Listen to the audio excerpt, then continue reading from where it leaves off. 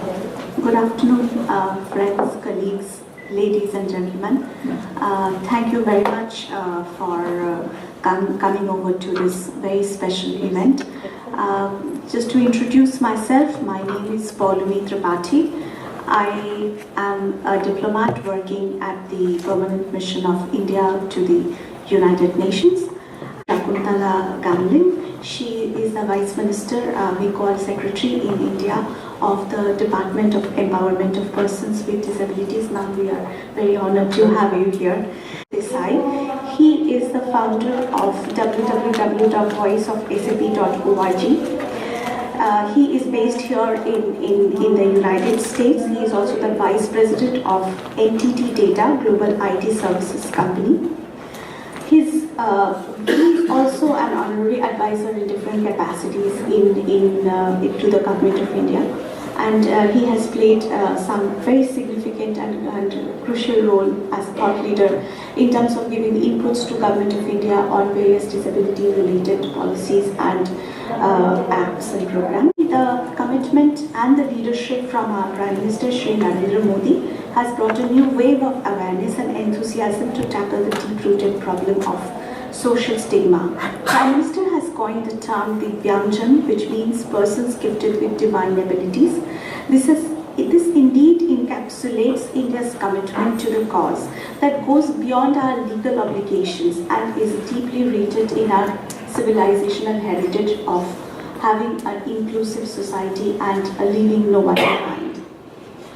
Coming to the specific, I would like to briefly touch upon the highlights of the new Act which has come into effect in 2017, which calls Rights of Persons with Disabilities Act.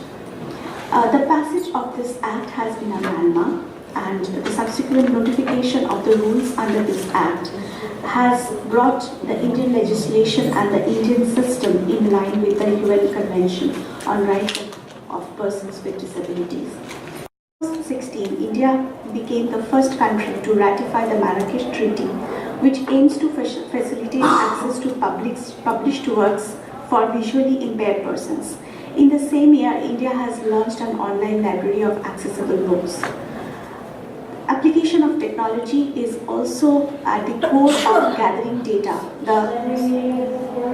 The importance of data when it comes to tackling the issues related to empowerment of persons with disabilities is a very crucial one, and therefore government has now taken an initiative to create a scientific database for persons with disabilities, and is implementing a unique disability ID project for creation of national database and for issuing unique disability ID cards.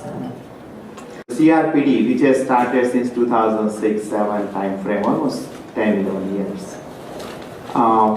Do you think that now it's the right time or a high time that we take this entire CRPD movement to the masses? How many of you would agree that we need to involve masses for entire movement to be successful? Can you raise the hands? Okay, so almost everybody, right? Enough of models that have evolved in pockets by now in last few decades. There are some, countries also they have done super well. And what we need to do now, the next step is, instead of having this inclusion in pockets, make it for every place, everywhere. And I am here particularly, I have polio since the age of 4. I am a beneficiary of inclusive society in pockets. Again, there are certain sections that we have seen that are inclusive, so those models, those practices are already there. And that's where I want to talk about a little bit about my story. That I could be in a corner of a house in India with a polio in both the legs, like many other people are like that in India. What was different with me? In pockets, like I said, there was inclusive education, which allowed me to earn engineering and MBA degree. They were in pockets, some employers, not all, I have experience enough, but there are some employers who have been inclusive, which offered me fantastic growth. I am now Vice President of world's top 10 Nippon Telegraph Telephone IT services company. As an individual social, is a pillar, foundation, that we have right now 4,000 and 1,000 volunteers in America. and which is a very inspiring, encouraging number, that they all have taken volunteer pledge in a mobile app, visible volunteer pledge, that what I can do in disability sector. That's what the first thing, and technology can bring everybody together. And we'll talk about that.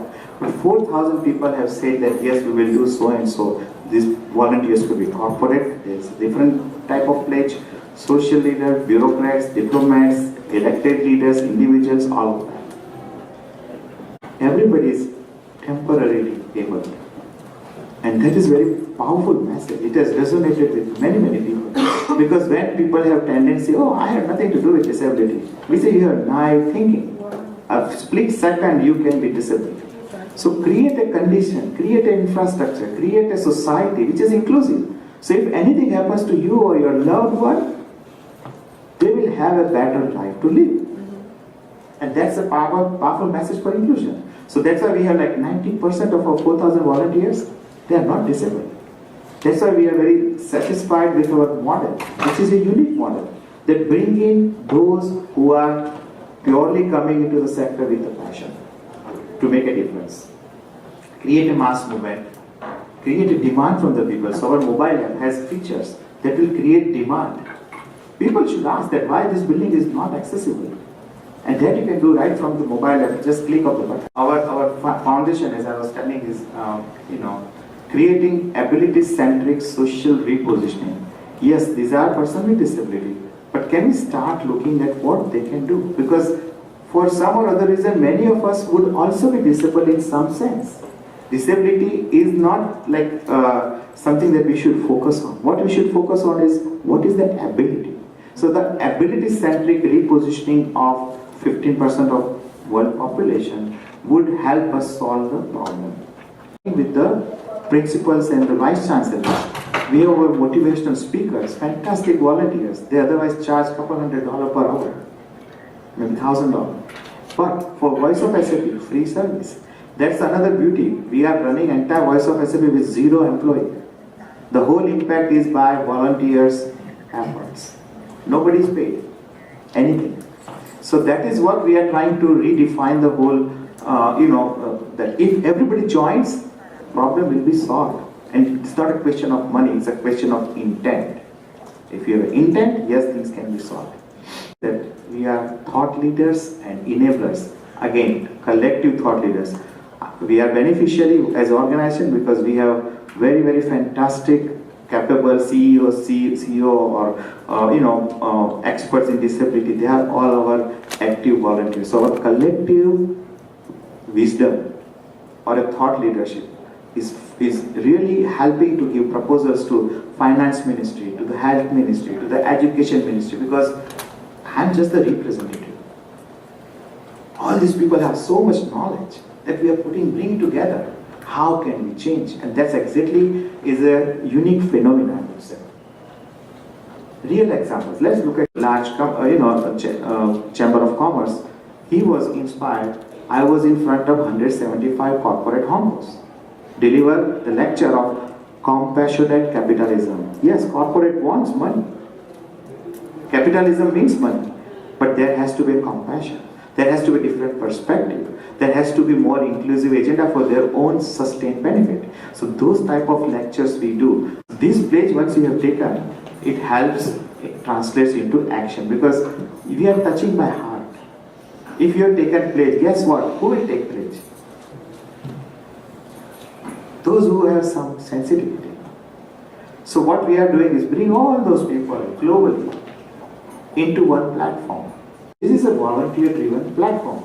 Once you take a pledge, it is imagination of what one can do. There is no prescription. That's the beauty. If somebody tells you do this, you may not like. But if you take a pledge, you will start thinking what you can do more as a volunteer. That's what is the first thing with the mobile app. Increase engagement, because what we are telling to volunteers, one picture a day, not a big deal. Start taking pictures. You all can start taking pictures because every community, you come from Chennai, other people come from other, maybe America is good, 90% is accessible, but most of the other countries, which country you are from? from India but based in London. London, right. London is not fully accessible, let me tell you. So is Paris. I have been to those places. So there is enough of inaccessible places that we can find. Of course, accessible places also we will find so that people can be benefited. But that's where increased engagement of volunteers, creating demand and asking for accessibility.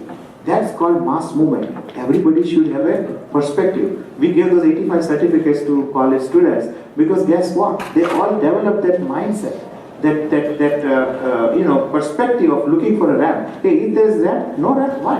Let me take a picture. Oh, there's a ramp, let me take a picture. So we are making this a common agenda item. So far, it has been an issue with few people, but by this advocacy and technology, we can have thousands and thousands of people develop that perspective that, oh, why there is no ramp here? And that becomes the discussion point. Towards the movement. So come, become a member of the specially able people, become a voice for them, and join this mass movement to change the world for the better by taking the pledge and then volunteering. Because the best way to change this world, by far, is to do it together. Thank you.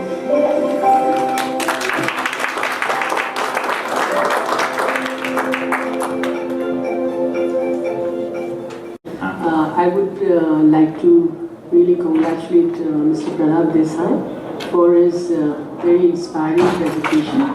I think this whole concept of individual social responsibility, yet building a huge team around yourself globally, is one of the finest achievements I think anyone has made in the disability sector.